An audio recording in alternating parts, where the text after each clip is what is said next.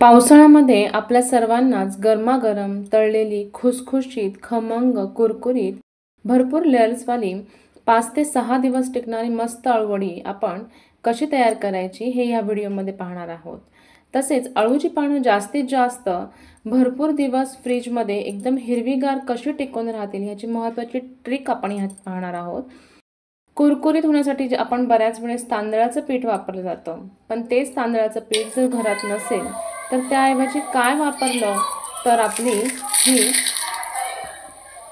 वडी खमंग खुसखुशीत आणि कुरकुरीत होऊ शकेल ह्याची महत्त्वाची टिप आपण ह्यात पाहणार आहोत. हे अळूची पानं 7 ते 8 दिवसांपूर्वीची आहे. तुम्ही जेव्हा भाजीपाला घ्यायला जातात तेव्हा तिथे आजूबाजूला कोबीची जी अशी वेगळी पानं पडलेली असतात किंवा पपईची पानं पडलेली असतात, तर ती पानं त्या पानांमध्ये असे वरतून गुंडाळून घेतलेलं आहे आणि मग वरतून प्लॅस्टिकची पिशवी बांधून देठासकट ते जर तुम्ही फ्रीजमध्ये ठेवले तर 8 ते 9 दिवस खूप चांगले हिरवीगार अशी छान राहतात. तुम्ही इथे पाहू शकता आपले हे पानं अगदी 8 दिवसापूर्वीचे असताना सुद्धा खूप छान असे टिकून राहिलेले आहेत. आता हे देठ आपण ह्याच्यासाठी काढतोय कारण की बऱ्याच वेळेस अळूच्या पानांमुळे आपल्याला घशाला खवखव होत असते. हे पानं त्यांचे देठ वगैरे बाजूचे जे आहेत तर ते व्यवस्थित काढून घ्यायचे आणि मिठाच्या पाण्यात आपण हे पानं स्वच्छ 5 ते 10 मिनिटासाठी भिजत ठेवायची आणि मग चांगल्या कपड्याने पुसून घ्यायची.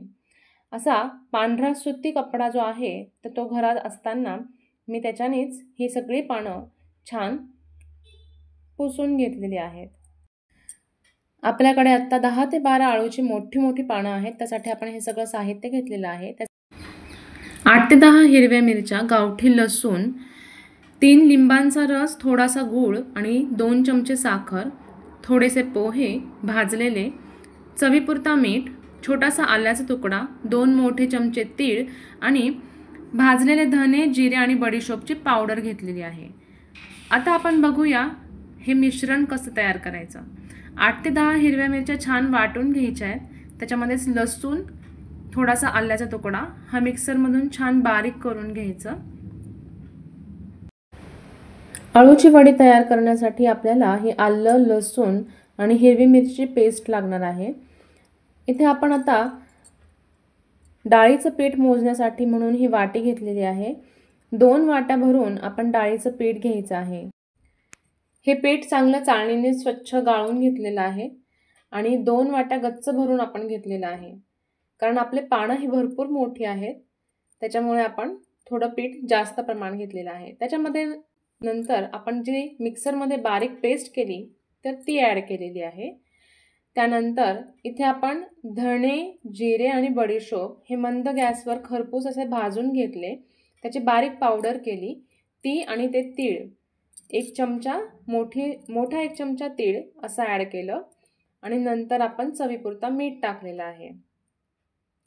आता ह्यामध्ये आपण लिंबू, थोडासा गुळाचा खडा आणि 2 चमचे साखर असं टाकून हे पाणी तयार केलेलं आहे, हे त्याच्यात ॲड केलं आहे. आता हे जे पोहे आहे कुरकुरीतपणा येण्यासाठी हे पोहे आपण मंद गॅसवर थोडेसे भाजून घेतले, मग त्याची मिक्सरमध्ये पावडर केली.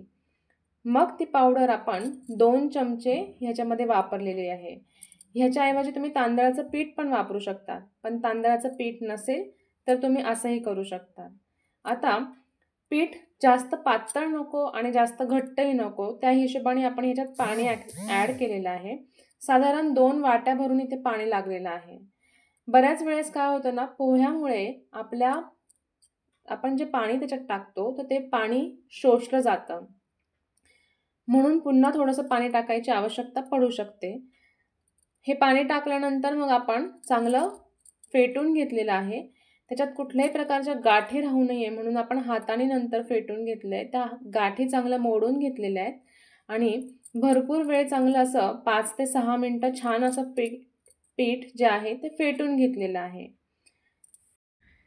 इथे तुम्ही पाहू शकतात आपल्या पिठाची जी कन्सिस्टन्सी आहे ती एकदम परफेक्ट अशी झालेली आहे.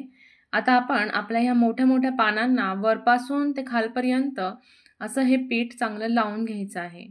पीठ फार असं जास्त लावायचं नाही, पण एकसारखं सगळीकडून छान असं लावून घेऊया. तुम्ही जर नवशिके किंवा बॅचलर असाल तर हे पीठ लावायच्या अगोदर ह्या पानांवरून थोडंसं एकसारखं लाटण्याने किंवा तांब्याने फिरवून घेतलं तर ते पानांच्या मागच्या शिरा ह्या नीट दबल्या जातात आणि मग वडी बांधताना तेलात टाकल्यावर त्या मोकळ्या होत नाहीत. ही सर्वात महत्त्वाची टीप आहे. सुरुवातीचे पान लावून झाल्यावर पान त्यावर ठेवताना टोकाची बाजू वरच्या दिशेला ठेवायची, हाताने थोडीशी दाबून घ्यायची आणि सारख्याच पद्धतीने पीठ संपूर्ण पानांना लावून घ्यायचं. फक्त खालचा जोपर्यंत बेस असतो त्याला आपण पीठ नीट छान असं लावून घ्यायचं.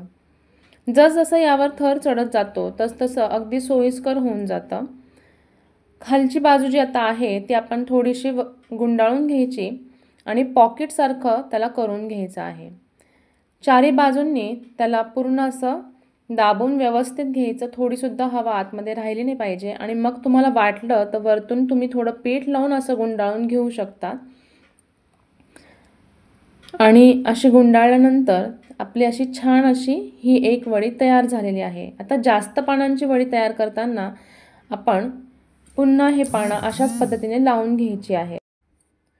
मोठी पानं जेव्हा असतात तेव्हा कमीत कमी 2 पानांच्या सुद्धा वड्या आपण सहज करू शकतो.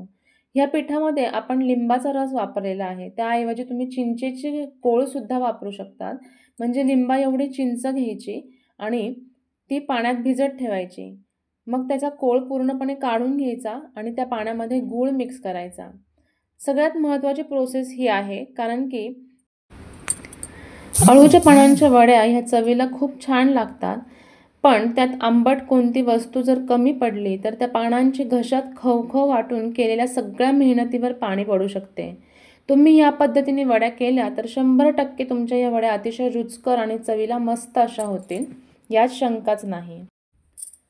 तुम्ही माझे व्हिडिओ कुठून पाहत आहात हे मला कमेंट बॉक्समध्ये नक्की लिहून कळवा. तुम्हाला व्हिडिओ जर आवडत असतील तर एक लाईक करा, व्हिडिओ जास्तीत जास्त शेअर करा आणि तेजस्वीज होम किचनला सबस्क्राईब करायला विसरू नका.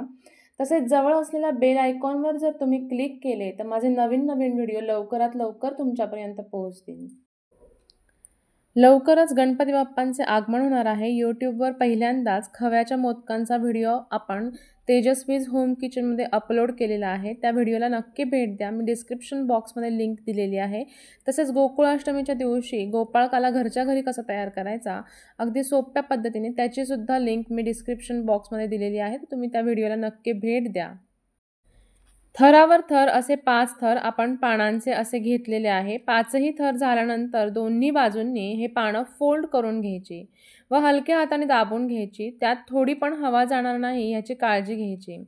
चारही बाजूने फोल्ड केल्यानंतर अगदी आयताकृती असा शेप तयार होतो. असं केल्यानंतर त्याला तुम्ही पुन्हा थोडंसं वरतून पीठ लावून चांगलं फोल्ड करून घ्यायचं, रोल करून घ्यायचं. रोल करताना घट्टसर रोल करून घ्यायचा, म्हणजे आपला असा परफेक्ट रोल इथे तयार होतो. आपले 3 रोल इथे मोठ्या मोठ्या पानांचे तयार झालेले आहेत. खाली कढईमध्ये आपण गरम पाणी करून घ्यायचं आणि वरच्या जी पण आपण चाळणी ठेवणार आहोत तर त्याला थोडंसं तेल लावून घ्यायचं, म्हणजे ह्या वड्या खाली तळाला चिटकत नाही. तिन्ही पण वड्या ह्या व्यवस्थित त्याच्यामध्ये ठेवल्यानंतर आपण 20 मिनिटांसाठी त्या वाफवून घेऊया.